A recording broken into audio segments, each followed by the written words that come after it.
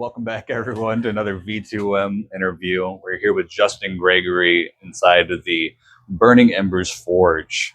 Now, how are you doing today? I'm doing good, man. It's hot, but I'm doing good. No kidding. I got to thank you just first off having us over here, get to talk to you. I'm real excited to hear more about your story. So thank you right off the bat. Man, I'm glad to have you guys. It's exciting. So could you start off and just tell us a little bit about yourself, your career, who you are? Yeah, Justin Gregory. I was born and raised here in Forest, Virginia. Enlisted in the Marine Corps in high school, in between my junior and senior year, and off to Paris Island I went right after graduation. And fast forward 23 years, here I am today, blacksmithing. Heck yeah. Was it always your plan to go military, let alone Marine Corps? How did that come about that you decided to do this? Yeah, I wanted to be a Marine since I was a little kid, and I knew I was going to enlist as soon as I could get out of high school.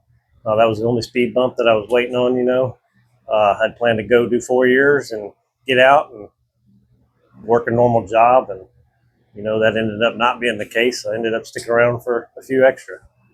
All right. And what did you do exactly with the Marine Corps? I spent 20 years on active duty, deployed a couple times. I was a maintenance guy for my first half of my career, and then admin and personnel in my second half. Okay. Are there any specific things that you really loved about what you did, or was it all just awesome all the time for you? I would be lying if I said it was awesome all the time. I would say the best part was the Marines, the camaraderie, the brotherhood, the just having your people around you all the time. We all had the same mindset. That was probably my favorite part. That's what kept me coming back, kept me raising my right hand to re-enlist. So more the community rather than the work itself. Okay. Are there any places you went that were kind of like specialties, or any favorite station or deployment that, you're like, man, I'd love to come back here? It's going to sound kind of crazy, but I would say Afghanistan. I would go back to Afghanistan. Not in the state it is right now, but I think it's such a beautiful country, and there's so many beautiful parts to it that, man, I would love to see it in a peacetime where you could actually go and enjoy it. That's really nice to hear, because honestly, you don't usually hear all that too much nice stuff about Afghanistan. So it's pleasant to hear, that there's at least someone out there willing to go give it a chance and go see it. Yeah, I guess I'm that crazy one. I like mountains. I like mountains outdoors, and they have plenty of that there.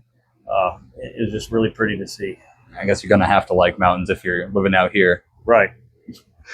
So you are both the brains and the brawn here at Burning Embers Forge. How did you decide that you were going to do this? Oh, let's see. I was still on active duty. I was watching this Forged in Fire TV show years ago, and I was like, I would like to try to do that. And my wife, we were talking. She's like, oh, you probably could.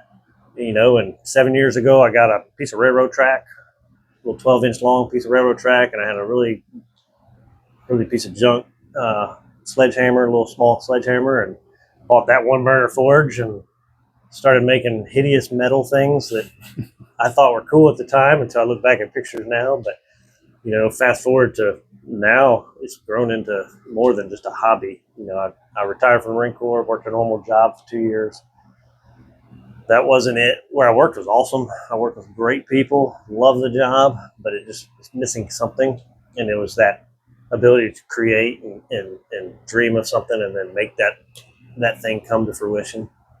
It looks like you're doing a great job here. I can see some of the work that you have just right behind you there. And actually, we got to see it down at the Renaissance Festival just last week. And yeah, Saturday. That was a treat to get you to see you working in action a little bit. So is there anything from your time in the service that you're still carrying forward today in the way that you conduct yourself or the way that you're doing this business? Is there anything like that you're still holding near and dear to yourself? Oh, yeah. Planning. I would sit down with actual calendars in the day planner and try to plan out events that I'm going to be set up at, orders that are due.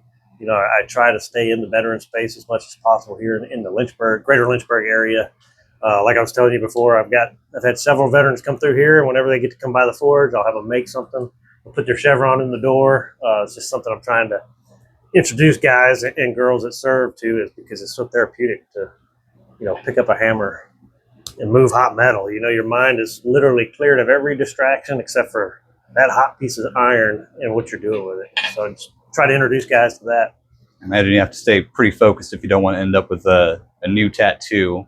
Yeah, you can get burnt very easily. I've never been burnt from yellow iron. It's always black that you don't think's hot, and you pick it up or you touch it and you're like, that was hot. Now, is there anything dealing with civilians that you feel like there's just a misconception maybe about people who have served or people who are serving or just service in general? Maybe something that people just don't understand? Yeah, I feel like my transition was super smooth as far as ending one career and jumping right into another one before I started doing this full time.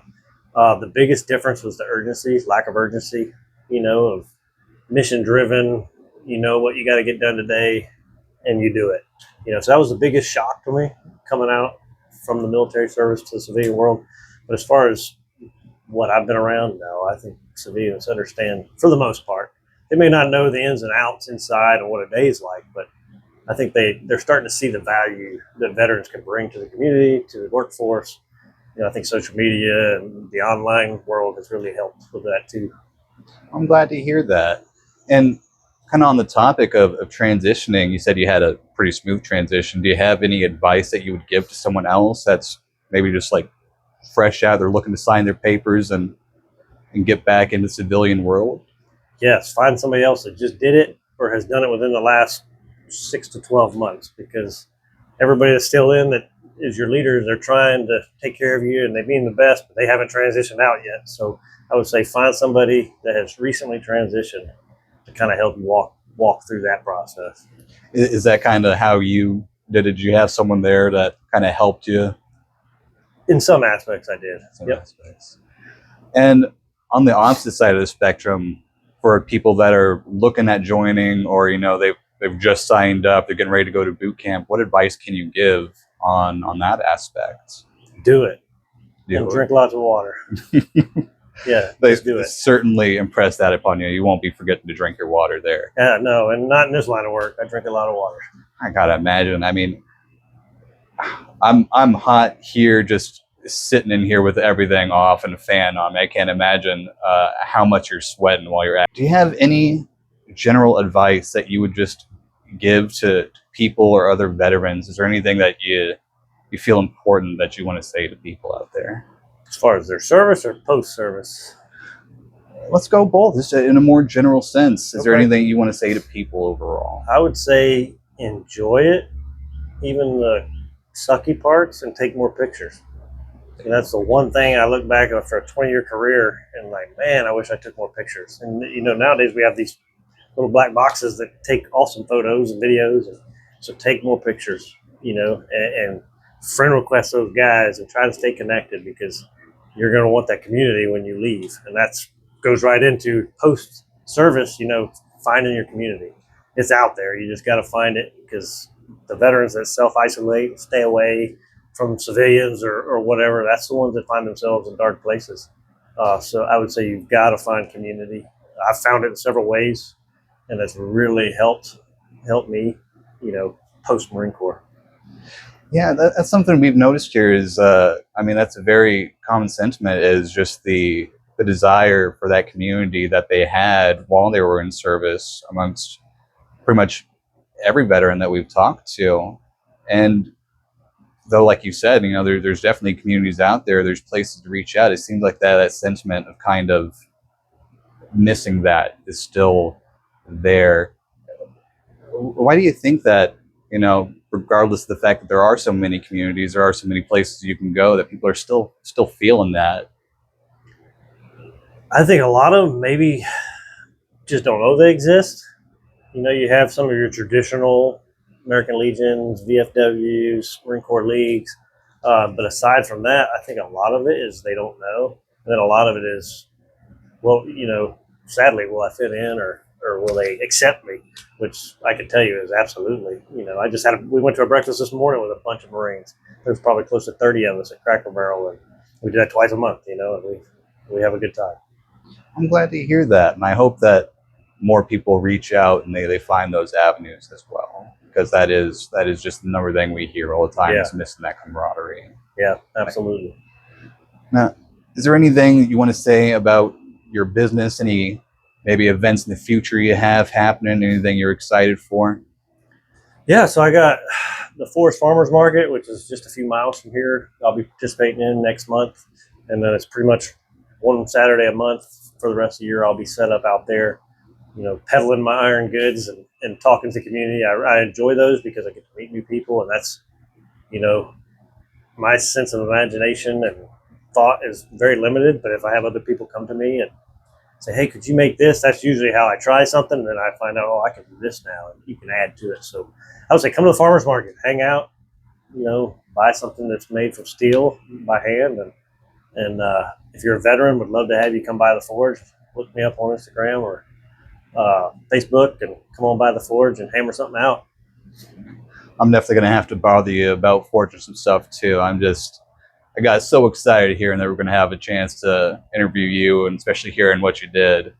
But for now, I think that'll do us here today.